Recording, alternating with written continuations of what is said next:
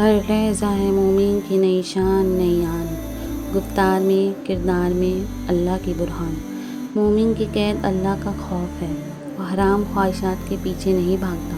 کیونکہ وہ اللہ کی خوشنودی کا طالب ہوتا ہے، اور کافر ایک چوپائے کی طرح ہوتا ہے جو رسی کی قید سے چھوٹتے ہی آزاد ہو جاتا ہے۔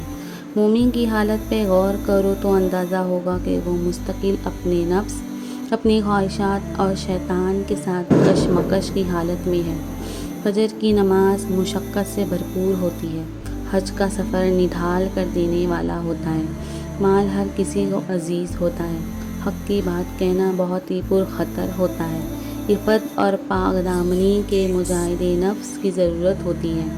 امانت داری خیانت کے مقابلے بہت مشکل ہوتی ہے، خواہشات کے ہوتے ہوئے نگاہوں کو نیچے رکھنا،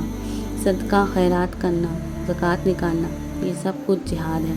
کافر ان چیزوں کو شمار میں لاتا ہی نہیں، نہ تو اسے فجر نماز کے لیے نیند کی لذت کو قربان کرنی ہوتی ہے،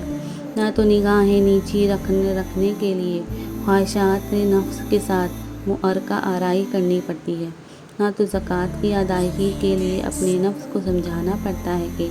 اس سے مال میں کمی نہیں ہوتی، نہ تو سود والی آیت اس کو روکنے کا کام کرتی ہے، اور نہ سورہ حجرات کے آداب وہ پابند ہوتا ہے۔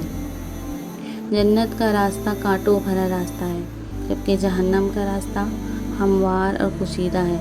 افسوس ہے ان پر جو خالق کی قید سے اپنے آپ کو آزاد کر لیتے ہیں اور نفسانی خواہشات کی قید میں چلے جاتے ہیں۔ اس لیے شاعر کہتے ہیں کہ